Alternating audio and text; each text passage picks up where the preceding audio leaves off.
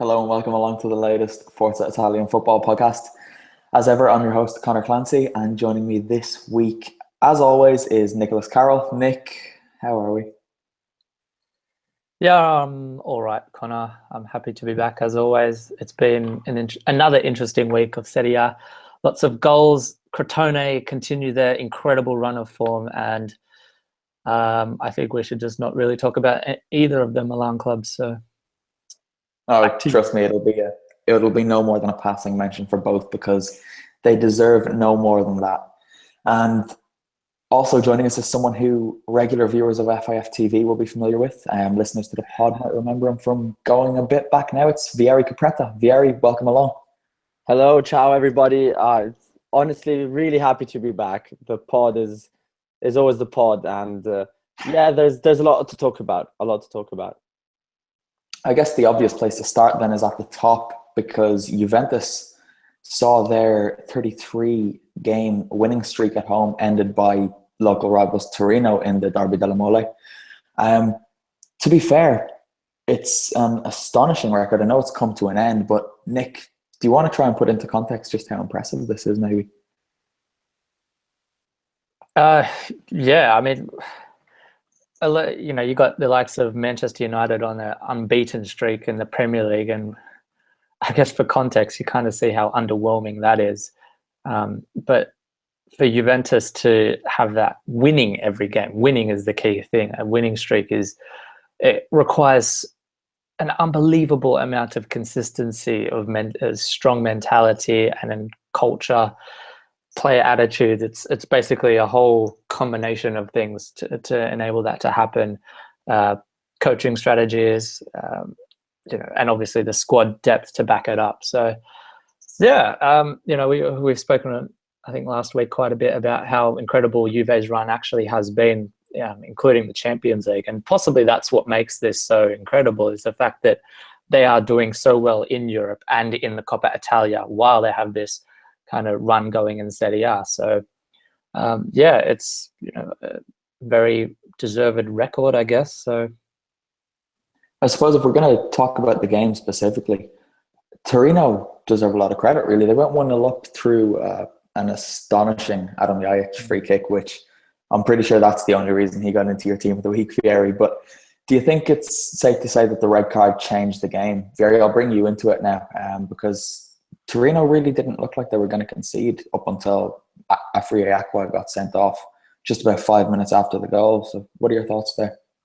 I think the game can be divided in kind of three phases. The first half, Juve could have gone 1-0 up. They hit the bar with Benassia, and obviously that's a massive chance. Then after Torino's goal early in the second half, or was that at the end of the first half? Well, after Torino's goal, early in the second half. After Torino's goal, then at that stage, it didn't seem for a while like Juve could equalize. And then the pressure just kept on increasing, especially after, obviously, Torino went down to 10 men. I personally think Juventus deserved to draw that game, not to win it because Torino had their chances. They played to almost at the level of Juve, especially considering the difference in the teams. But I think that it was more of an isolated episode, really, and obviously Mihalovic's reaction, making it a big show in TV as well. So obviously, I don't think it was a red card, but I don't think it influenced the final result as much as it might seem from outside. Yeah, we've had a comment there on the live bit coming in on YouTube from Matt, who says he thinks Juventus played way better after their goal, and it was kind of a shame that their goal came so late from their point of view because the last 10 minutes was just an onslaught, and Torino did quite well to fight it off, really. But Gonzalo Higuain, Nick, he did pretty much, I put up a tweet saying that it was pretty much the same goal that he scored in Naples last month when we were there. And he kind of just showed why Juve are top by being #clinical. Am I right? For those of you who don't get that reference, keep an eye on FIF TV tomorrow and watch Nick's video. You'll understand it then. But Nick, yeah, the question stands. Yeah, exactly. I mean, as a team, it probably wasn't the most clinical performance, but as you said, for someone like Gonzalo Higuain, as we've seen time and time again, he just needs a slither of a chance and he can take it. We saw that against Napoli in a move which, as you said, it was quite similar. It seemed to be from nothing, just turned and shot. And it was very similar here. It didn't seem like it was happening, and it was very much just came down to him lifting for that moment. So I guess kind of justifying that kind of price tag.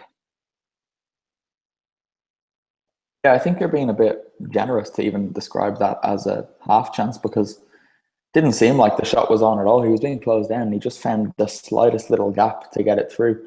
But basically, Juventus slipped up, so they've to win next week to win the league or not lose, I think, in Rome. It's going to be a heartbreaking end to Francesco Totti's career, isn't it, to see Juventus win the Scudetto in the Stadio Olimpico? Well, it seems like his career is pretty heartbreaking anyway. The end to it. He's always in the center of attention, but for the wrong reason. For Spalletti not bringing him on the pitch, for him, like last year, talking in interviews against his own coach. There's not much left for Totti to do on the pitch, and it's all about him off the pitch. So I think Juventus celebrating at the Olimpico is the last of his problems. Yeah, it's a good point, actually. We will move on to Roma now, because they beat Milan 4-1 to keep the Scudetto race, if you even want to call it that. I personally don't.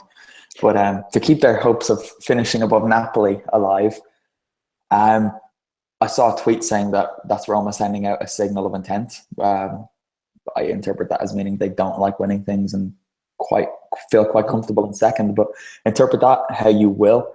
I suppose it does give them a bit of good momentum, though, before they welcome Juve to the Olimpico. Vieri, do you think they can put the celebrations on hold for another week, or is this just going to be straightforward for Juve? Well, I think Juventus are going to win the league, but they might not necessarily do it in Rome. It's a difficult one because Juve will be coming out of a Champions League tie, which on paper seems very easy, but if it goes the wrong way, I'm not saying Juve losing it, but I'm saying it might be a bit tougher than they think against Monaco. Then they might not care as much about winning in Rome.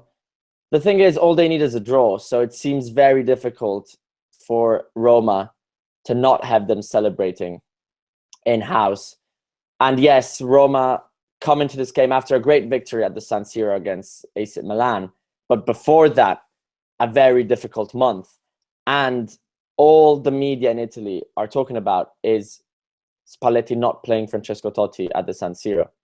Yeah, well, I'll jump in there because Spalletti seemed quite frustrated. I was trying to say that without swearing there, but after the game, despite them winning 4-1, he made a comment. It could have just been a throwaway line saying that he wishes he never came back to Roma because every week that's all he's asked about. If he plays Totti for 5 minutes, he's accused of being disrespectful. And then if he doesn't play him, he gets asked why he didn't play him for even 5 minutes. So Spalletti is clearly a bit annoyed and maybe even unsettled in Rome. Nick, do you think there's a chance that he could walk this summer? His contract is up and he hasn't signed a renewal yet. Yeah, to be honest, there's been rumours of this for quite a bit, particularly around when there was talk of Allegri possibly leaving Juventus and that Spalletti might take over. I didn't really think too much of it, but for him to actually come out after the game and say he actually, if he could go back, he wouldn't have gone back to Roma. To actually come out and say that is, well, firstly, it takes some balls because the Roma fans won't be too happy about that, I'm sure. But secondly, you have to wonder where he's mentally at in that respects, because it doesn't show a great deal of commitment to the club. So you have to wonder if he does have some kind of plans elsewhere with that in mind. So yeah, it does bring up a lot of question marks. There's no doubts about that. Yeah, if we're going to talk about Totti then just for a minute, I suppose that could have been his last visit to the San Siro, and of course he didn't get on. I thought it was a nice touch from the Curva Sud in Milan to applaud his name at the start when it was read out, and I think there was a banner to say in respect of a great rival or something along those lines. Another one of the questions coming in live is from Aaron Holland. Sorry if I've mispronounced your first name there. But Nick, I'll stick with you. Do you think that Roma will need to replace Totti in that playmaker position, or because he's been out of the first team for a couple of seasons now, will they need to? Yeah, I don't think that. I mean, no one will ever replace Totti. I think everyone can pretty much agree with that. But I think a big positive of Spalletti is what he has been able to do in the past 12 months or so. Is he's able to build that team into something that doesn't really require that role that Totti was playing in previous seasons, which is why I think we're getting a lot of that controversy as he's only playing 5 minutes, if anything at all.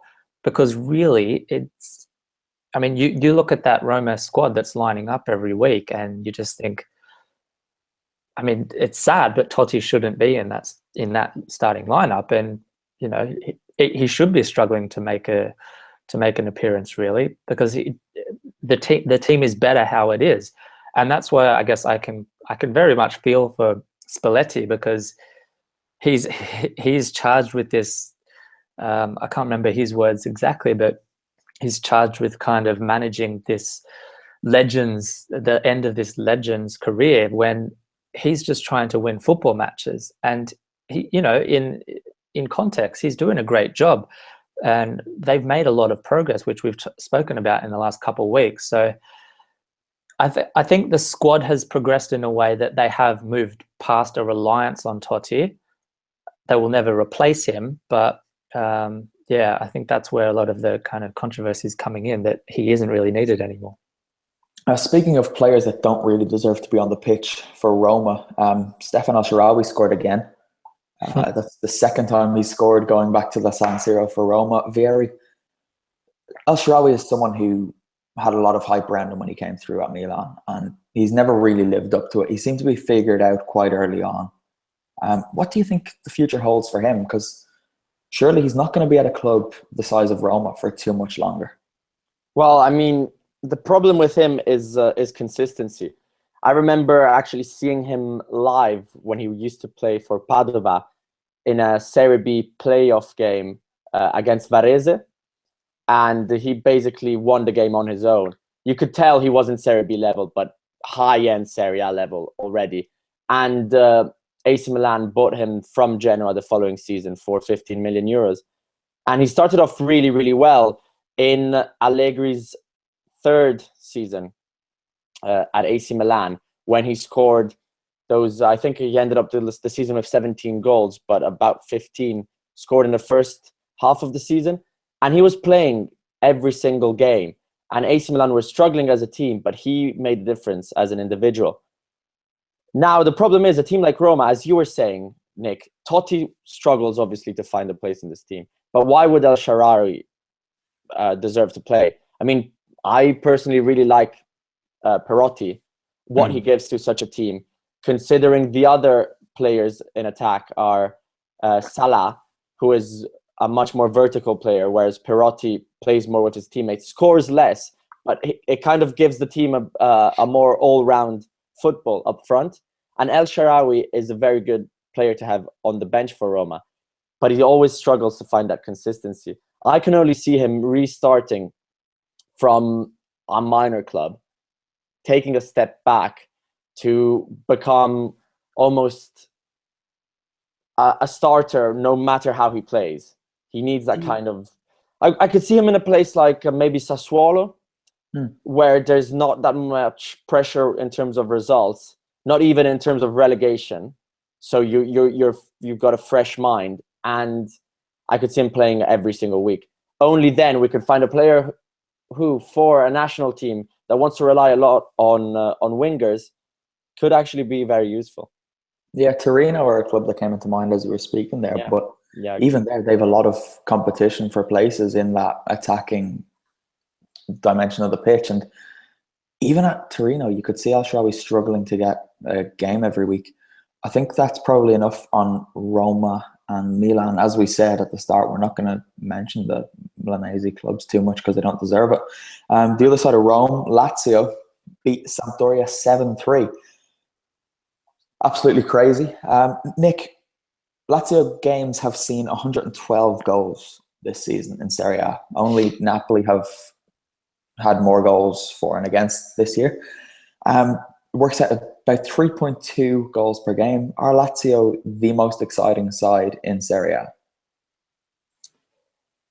Yeah, there's a strong argument for that. Well, it's 18 goals in the last 4 matches alone. That's insane. Crazy.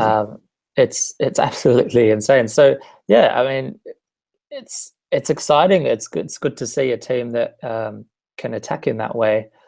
There's a lot of youth, a lot of confidence there, and that's always, good to see. They've got a young coach in Inzaghi as well, which we've spoken about quite a bit recently. So it's an exciting time for Lazio, and I guess what I touched upon last week is it's more the fact that it does seem like this team is building into something. I think really this is just the beginning of what this team could become. So it's key that they continue that development and don't kind of get it too ahead of themselves. You can kind of look at things like their defense kind of switching off at times in those games, letting in 3 goals. And it was same against Palermo when I think they had a 5-0 lead at half time and then let in 2 goals within a few minutes of the second half starting, just kind of switching off. But, you can't really blame. That's the kind of things that it's quite natural. So that'll be something that I'm sure Inzaghi wouldn't have been happy about for both those matches. So, Quagliarella got 2 late ones in the weekend that's just passed. So, it's the start of something. I think they're really exciting, and it'll be, it's a matter of seeing what this team can do. One thing I will say, we've spoken a lot about Lazio being a team, and really nothing to me has displayed that. As I mentioned, 18 goals in 4 matches. Of those 18 goals, there's been 10 different goal scorers from that Lazio squad, which is, again, that is incredible. 10 different players have scored a goal in the last 4 weeks for this team. That is a true team. So, it's exciting what's going on there. Yeah, one of their goal scorers, actually, to reinforce that point at the weekend, was Stefan de Vrij. Vieri, I'll drag you in here. Stefan de Vrij got into your team of the week, playing in defence for a team that conceded 3 goals. Do you want to explain yourself? Well, it's a very personal team of the week, and I love to say that I'm as much as I love how Allegri always says Juventus need to stay really focused, and that's how big clubs win. I also believe that if you're winning by 6 goals, it doesn't really matter if you concede a couple. So I'm giving De Vrij a place in the team of the week because the goal he scores is great, and because while the game was balanced, he gave absolutely no chances to Quagliarella and Schick, who, let's be honest, are 2 decent strikers and in a decent run of form. I mean, Schick was taken off with an injury, but De Vrij's goal was a very good goal. It's not that simple for a central defender to score that. So I think he deserved the spot. Yeah, for anyone watching now and listening when this does come out, head over to ForzaItalianFootball.com and take a look at the Team of the Week video, particularly this week, because it's one of the best editing jobs I've ever seen on a video. The Adam Lyle show is the one you're looking out for there. But Ciro Immobile, he's been another amazing striker this season, of which there have been plenty in Serie A. I think we're lucky to see so many. I think more than 6 players have scored, or 6 players have scored more than 20 goals this year, which is ridiculous. That just doesn't happen. But we saw him have a great season for Torino in Serie A a couple of years ago. Then he went to Sevilla and Borussia Dortmund and didn't do too well. Is a club like Lazio, without being disrespectful to either, more his level? He's not quite an elite striker who should be playing in Champions League. but he's probably that next step down. Nick, you can come back here. Is this where Ciro Immobile should be building his career, or can he make another step up sometime? Yeah, 100%. I think this is where he should stay. I think it would be a relatively big mistake for him to try and chase some trophies and go to just a Juventus or Roma or Napoli. Firstly, he's getting the game time, and that's key for Immobile. He needs to be playing consistently, I think. And he just seems to fit in so well with that team, because it is a young team, and he has that role where a lot of the players do seem to look up to him, and he has almost that senior kind of role there, which, to be honest, I think helps him, because he does feel like he has a bit of a bigger role, and he's more of a significant player there. So I think it helps his confidence. I think it helps his all-round game, really, and the players around him seem to complement him perfectly. So I don't see any need for him to move elsewhere. And you mentioned Champions League and stuff. To be honest, I think his best chance at playing consistent kind of Champions League football is by helping to develop this Lazio team into a club that can consistently push for Champions League. Yes, but with the 4th Champions League place coming along next season, I actually can't wait for this time next year, because I can see that race for 4th place, and maybe even the Scudetto being a lot more interesting than it is this year. With the 3 places, it's kind of wrapped up. But if you look at the 2 Milan clubs, Lazio, Roma, could all be competing for that 4th spot next year. And who knows, Fiorentina might make some sort of recovery and challenge to get back in the top European competition. Sure. One team who are a little bit above that is Napoli. They beat Cagliari 3-1 this weekend. And it was kind of just business as usual for the Partenopei. It was exhibition stuff. There was some absolutely beautiful football being played, but we kind of expect that from Napoli now. There was a great clip doing the rounds on YouTube. And it was just like a 30 to 40 second clip of Napoli playing out of trouble. It was just their back four, and I think the Diawara or somebody just playing passes like first time ping pong around. It was amazing. You should go search that out. But this is obviously a side we want to see do well because of the football they play. With Sarri there, is it kind of a bit much to say that we'd like to see Napoli win the Scudetto next season, Vieri? Well, if it means Juventus not winning it, not because I have anything against Juventus, but it says a lot that they're winning their 6th in a row, and it's an all-time record. It says a lot on the competitiveness of the league. So if someone else can properly challenge, and by properly challenge, I mean like the last Scudetto that Juve challenged for is their first one out of these 6, when AC Milan dragged it on to the final 2 weeks.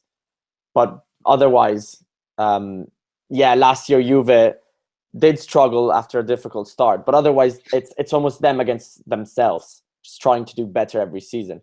So obviously, you mentioned earlier Lazio being the most exciting team in the league. I would say so if there wasn't Napoli. Napoli are definitely more exciting than Lazio.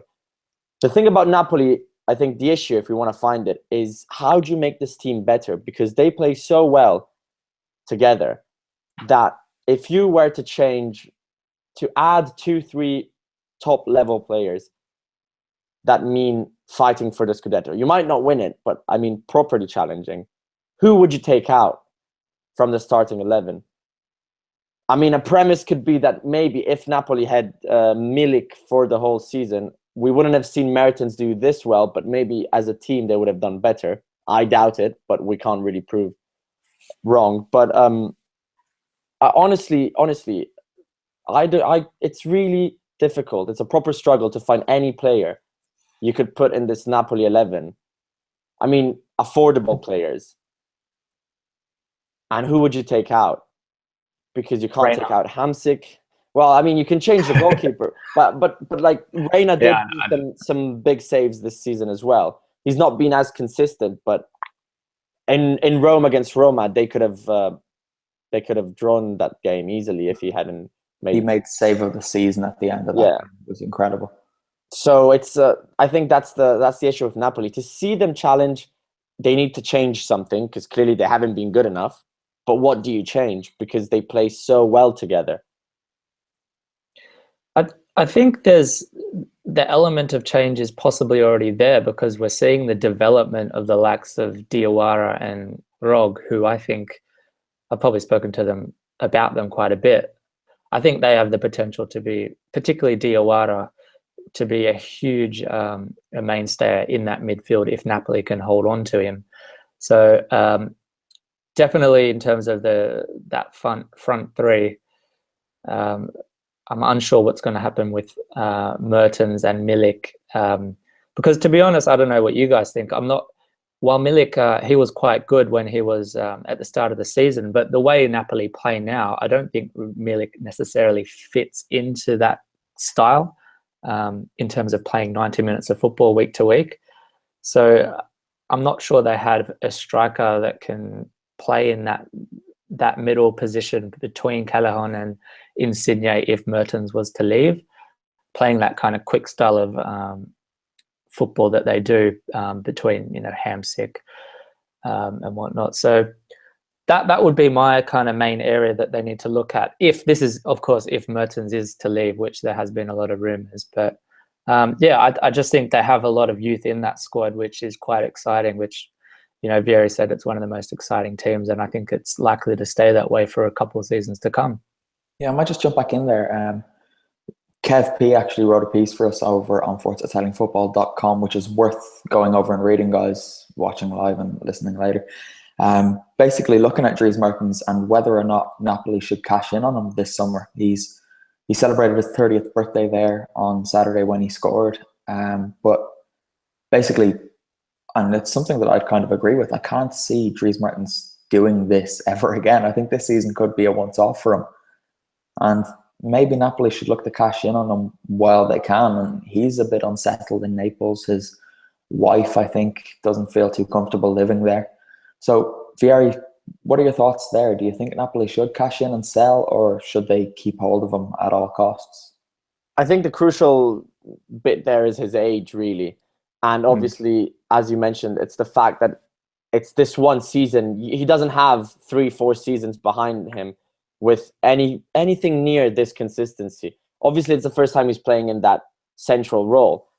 But I think the problem here is, do Napoli need to cash in? If it's a necessity to earn a lot of money from selling a big player to then be able to invest money in the transfer window, then yes, I would cash in on someone like Mertens because of his age. But otherwise, I mean, a proper big club doesn't really need to cash in. Juventus don't need to sell anyone. Napoli aren't at that level yet, but we're talking about a club that wants to become Juventus level. Maybe not winning 6 leagues in a row, but at least challenging for one. If that's the case, then they should be able to say, we'll keep Mertens, keep him happy. We'll find a player that suits our game better than Milik or Pavoletti whenever Mertens needs replacement. We'll find a proper replacement for Hamsik whenever he needs some time off, and even in defense. So that's the issue there. If they need to cash in to buy other players, then agreed, Mertens is the one to let go. Otherwise, well, you want to improve the squad, not just change it and to keep it at the same level. Then you need to hold on to your best players. And even if it's only a one-off for Mertens, you'll only find out next season. So I'd hold on to someone like this for now. Okay, Nick, I won't ask you because I can see you eating some crackers or something down there in the bottom corner. We'll move on to just a quick mention of the European places. Atalanta need one more point from the last 3 games to secure Europe. One of the questions in the comments is from Matt again, and he's asked, what do we think of Atalanta's chances in Europe? I think I'll take that and just take it quickly. I'm worried, to be honest. I'm worried that everyone's going to leave this summer and they're not going to have anybody left to actually play in Europe. But if they keep this squad together, there's no reason why they can't get out of the group stages at least. But look, they need another point from the last 3 games, so I'm trying not to get too far ahead of myself just yet. 6 points behind Atalanta are Milan, and then there's another 3-point gap to Inter and Fiorentina. Nick's shaking his head. We're not going to talk about Inter, Nick, so don't you worry. But we are going to move down to the relegation battle. Actually, first, I've just got a notification which has me a bit excited and distracted. The voting is officially open for the end of season Forza Italian Football Awards. So yeah, we'll touch on that towards the end, but it's an exciting time of the year. Nick, you can go on your rant later. Just turn your mic back off for now. The relegation battle then, guys. Huh? No, go on. Okay. The relegation battle. So Palermo confirmed as relegated, and they will join Pescara in Serie B. I suppose Genoa played an unnamed team from Milan and won 1-0. You kind of have to feel sorry for Crotone, though, because over the last 7 games in Serie A, they have picked up more points than anybody, equal with Napoli, I believe, but nobody's picked up more points than them. And they just can't catch a break because Empoli have decided that they know how to score in the last few weeks as well. They've put a bit of a run together. So Crotone are still in the bottom 3, and it looks like they're running out of chances. Nick, what are your thoughts? Yeah, you're right. It's really unlucky almost. As you mentioned, the fact that in the last 6 games, 14 points they've taken, which, as you said, equal with Napoli. And on the other end of the table, Inter has, in the last 6 matches, got the least amount of points with just 1. That's less than Pescara. Pescara has got 2 points. Just in context of how ridiculous that team is. Anyway, I don't want to discuss them. But yeah, I don't know. It was, 3 weeks ago when we were talking about Empoli, Conor, and how they couldn't score a goal and how they just looked like they didn't look like they were going to win 1 game. And then all of a sudden, yeah, they've seemed to turn it up. So to be honest, I think really if Crotone are any chance, they need to get 3 points against Udinese on the weekend. And well, they need to catch 3 points up on Empoli. Otherwise, Crotone's, I think, final 2 games are Juventus and Lazio from memory, I'm going by. It's definitely Juve. They've got the worst run in of everyone. So, yeah. So, I mean, they need 3 points. They need to catch 3 points this weekend, and then they have to muster a draw to try and equal Empoli if Empoli that hasn't scored a point. So it's becoming really tough, and it would be frustrating that they're coming good so late in the season, but it might be a little too late for the Calabrese, unfortunately. Yeah, that's my thoughts as well. They've just left it too late to kind of wake up and start catching up. Also because it's a funny moment of the season. There's some clubs that literally have no reason whatsoever to fight for anything. And if you find those clubs against you, everything becomes a bit simpler. So I was thinking for Crotone, it would have been actually easier to try and catch Genoa. But those 3 points Genoa got against Inter obviously are starting to make a difference. Just as much as I thought Empoli would lose points in Florence against Fiorentina and at the San Siro against AC Milan. Those were the 2 games where Crotone could have caught up. And then Crotone would have probably lost against Juve in the remaining games. But Empoli ended up winning the 2 games where I think they'd lose points. They won both. So it's just impossible. And to be fair, for what we've seen this season, as much as I admire Crotone, and a part of me hopes they can at least fight till the very last day, they've been in the bottom 3 all season. So it's almost only fair for them to relegate. And it shows how bad it's been at the bottom for Serie A this season, with the bottom 3 being defined in the first couple of months already.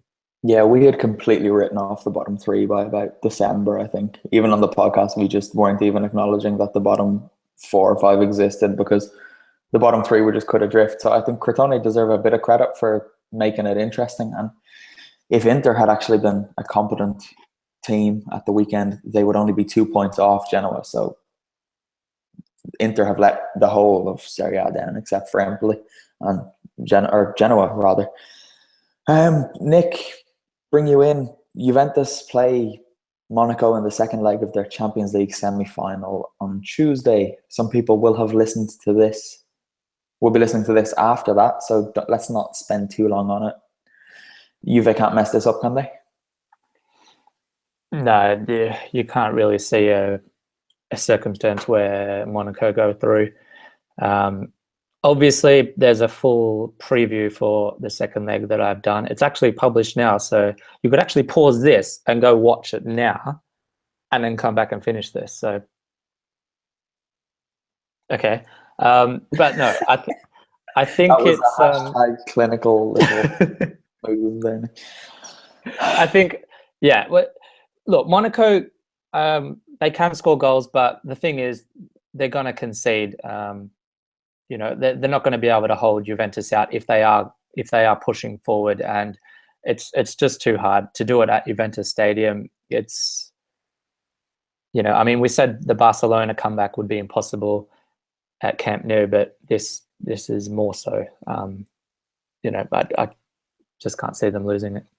Yeah, okay, I think that's conclusive enough. If you want more on Juve Monaco, head over to, well, wait till this is finished, preferably. They've already watched it. They've already watched it. Welcome back to those of you who for those of you who haven't, go and watch it now when this is finished. We'll move on, and that's kind of it for in terms of talking about matches, but don't go anywhere because we're coming up to the all exciting FIF end of season awards, which are, I think it's fair to say, the highlight of the season on Forza Italian football. But first, we will get to something that we were having a bit of fun with on Twitter recently. We got a tweet, I think, requesting that we make up teams, choosing no more than one player per club. I think I've got that right. So, Nick, I told you to take a look at this and get your teams ready. Have you got your 11? I do. All right, so give us a run through. So just the rules are you couldn't select more than one player from each club. And if you wanted to choose a coach, you could. So let us know your formation and talk us through your 11 then, Nick. Yeah. Okay. So I've gone with a 3-4-2-1 formation. It was quite a difficult task. So it's not my favorite formation, but it was what was required to fit these players in. So goalkeeper, I have Rafael. In defense, now it's a strong three-man defense. I wanted to start from the back as strong as possible, following Juventus' lead over the last couple of seasons. So I've got Bonucci in the middle, Leonardo Bonucci. I've got Manolas from Roma, and then Acerbi from Sassuolo. So three very capable centre-backs. I think it would be quite tough to break them down. In that four-man defense in the centre, Biglia from Lazio, who has been, you know, to me, he's been probably one of the most underrated players this season. In that Lazio midfield, he's a workhorse, tackling, intercepting, and making that team tick. On the wings, you've got Conti from Atalanta. Now, I know he is on the right usually, but I have shifted him on the left because because I needed to make room. Then I've got Zappacosta on the right from Torino. I have Suso. How much longer are you going to speak here? We've got. You said to take me through it. You said to explain it. I'm trying to explain. I'm trying to give the people my explanation. Oh, if you just want me to name people, I can. My God. Just name them, please. Suso, because if you really think about what kind of a man he is and what he stands for, then... Okay, that's enough from Nick. Vieri, do you want to give us... Hamsik, because he's been one of the greatest players in Serie A this season, and then Icardi, because he's been hands down the best striker in Serie A this season. Done. Well, he hasn't. But Vieri, do you want to bring us through your team quickly, please? I'll start from... Just give me one sec. If you're watching and you haven't submitted a team, get over to Twitter and send it over using the hashtag FIF11, FIFXI, that is. Nick or Vieri, go for it. Nick, don't speak. After Nick mentioning that Icardi is the best number 9 in Serie A, I will start from the one who leads my 11, and is actually the best number 9 in Serie A, which is obviously Belotti. Obviously. And Agreed. in my 4-2-3-1 formation, he's the center forward. Behind him, the trio is Suso, Dybala, and Insigne. In goal, we have Cordats, and remember this name because you'll see him a lot, because he is by far the best goalkeeper this season. Oh, In defense, Chiesa, Caldara, Dainelli, and Radu. We've got everything there: experience, youth, attacking players and defensive players. And then obviously the two players I'm most proud about, Gagliardini and Nainggolan in midfield. I think they could probably win the game on their own. They've got everything they need. So yeah, that's my 11. Any team with Gags in it is a winner, except for Inter. I think it's fair to say. I'll bring you through mine in a more traditional way because my head hurts trying to keep up with whatever way you listed that, Vieri, to be honest. In goal, I've got Gigi Donnarumma. Back three of Koulibaly, Bonucci, Acerbi. Midfield four, Bernardeschi, Nainggolan, Biglia, and Perisic. Nick, that is one for you. And up top, we've got Papu Gomez, Andrea Belotti, and Patrick Schick. We did get a lot of interaction with this on Twitter. I'm going to read you out a couple of two of the best teams that came in. One was from Cammy Anderson, and he's gone for a 4-2-4. He's gone Donnarumma, Samir, Bonucci, De Vrij, Husai. Midfield two of Nainggolan to do all the running and Borja Valero to do all the creating. And then up top, he's got Papu Gomez, Icardi, Belotti, and Schick. And then someone without a name, who is a Milan fan because it's just Milanista, has gone for a 4-2-3-1. Perin in goal. Conti, Miranda, De Vrij, Sandro. Pellegrini, Nainggolan. Bernardeschi, Hamsik, Bonaventura, and Andrea Belotti up top. Nick is tucking in some more crackers, so I think he's getting bored over there. You should put your mic on mute when you're eating next time, Nick. I want the people to hear. But yeah, like I said, if you haven't sent your teams in, get over to Twitter, use the hashtag FIFXI, and let us know your put Schick in their teams. Patrick Schick's a good player, and when you're limited to one player, he's a good player, but he's quite young. I'm not sure he'd make my all-star 11. Well, he didn't make yours, and I think that says enough. So, guys, if you're ready, we're going to move on to the most exciting time of the season for Forza Italian football writers, the most controversial time of the season for Nicholas Carroll, and hopefully it's an enjoyable time of the season for the listeners and viewers as well. So basically, the Forza Italian Football Awards are an annual awards that we do on the site. Nick, seriously, turn your mic on mute if you're going to be eating crackers, or I'm going to hunt you down and slap you. We basically look to honour the best of the best that Serie A has had on offer over the season. We've got awards for the best team, the best coach, the best players, and a lot more, really.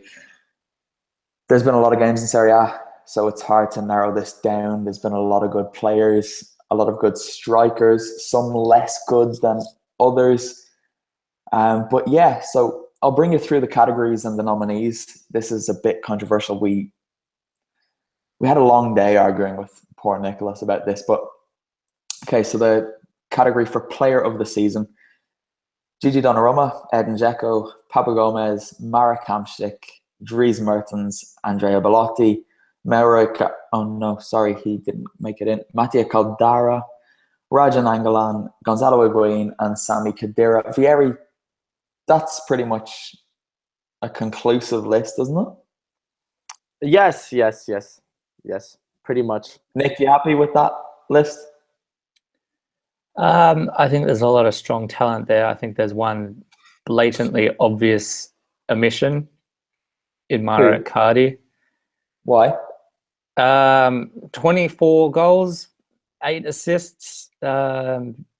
Seems like it would be enough for someone to be amongst the players of the season nominees, but what I know, I'm just Australian. So he's the 11th best player in Serie A this year. 11th best. Actually, in terms of shot accuracy, there have been 24 players who have scored 10 or more goals in Serie A this year. Of those 24, where do you think Mauro ranks in terms of shots on target per shots taken? I don't care. 23rd. Only Giovanni Simeone has been less accurate in his shooting of players with 10 or more goals. And he's an Inter target for next season. I mean, he'll be in good company. If you think Mauro Icardi should be in the best 10 Serie A players, get yourself checked out. But let us know on Twitter, maybe, and call me an idiot if you want. No, well, honestly, I would like to know if anyone actually thinks that he should be, because Inter aside, he does carry that team. So, he's almost literal. He's not literally, but yeah. Anyway, okay, I'm done. I'm not talking about this. Okay, we did enough talking about it earlier. We've got a category for team of the season, and the nominees there are Juventus, Napoli, Lazio, Roma, Atalanta, Torino, and I didn't know this team had made it in. I don't know how they have Crotone. What are people's thoughts on that? I think Lazio and Atalanta and Juventus are probably the favourites for that one, aren't they? I would say Juventus, especially if they win the Champions League. But Atalanta is a decent one. Crotone, honestly, if Crotone avoid relegation somehow, they are my team of the season. They've got the best goalkeeper already. So yeah, it's a good shout. I disagree with you on the best goalkeeper, but he's not bad. Coach of the season, this is going to be an interesting one. Massimiliano Allegri, Luciano Spalletti, Maurizio Sarri, and then the two big contenders for me are Simone Inzaghi of Lazio and Gianpiero Gasperini of Atalanta. Nick, thoughts on that one? Oh, that's tough. Yeah, Gasperini or Inzaghi, it's a throw-up between them. I can't split them. On coaches, we've had a question on the live comments. Just one-word answers, guys. Do you think Montella has done enough to keep his job? This particular guy isn't really satisfied with his tactics and handling of Locatelli, Bacca, and Kuchka. Has he done enough? Yes. I agree. Sorry, but yeah. One-word answers. I mean, you can say one word. That was a bit #clinical of me. Goal of the season contenders. We've got Simone Verdi for Bologna against Sampdoria from week 5. My personal pick is Dries Mertens for Napoli against Torino in week 17. The chipped effort over Joe Hart. That was amazing. But did he even want to do that? Come on, we could open up a whole new chapter of discussion here. If he did it last season, I'd have said no. But given the season he's had, I think it's only right. Luis Muriel for Sampdoria against Roma. Again, that was week 3. Manuel Locatelli, which I'm sure Milan fans will remember. It was a beautiful goal against Juve in week 9. A more recent one, Leonardo Bonucci for Juventus against Genoa. Oh, great goal. We were fond of that one. Dries Mertens with a second entry for a goal against Empoli, week 29. Free kick, right? I think that's the one. Rajan Nangolan. Nick, oddly, this was one of your nominations for his second goal he scored at the San Siro against Inter. Yeah, it's one of those ones where what can you do? You just kind of got to pay the man tribute for that. And then this is mine. I commented on our little chat saying that this is the right answer. It's Patrick Schick for Sampdoria against Crotone, the Dennis Bergkamp style finish. We had Vito Doria on to discuss that one when it went in, and my God, that was a beaut. And then we've got 2 that I didn't nominate but made the selection. Interesting. Mattia Caldara second for Atalanta against Napoli, which, to be fair, I had forgotten about that, but that was amazing. That was a great goal.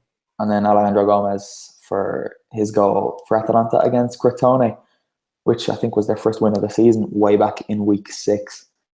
So what are your votes there, guys? I'm going for Mertens against Torino, despite saying that Patrick Schick was the best. Right.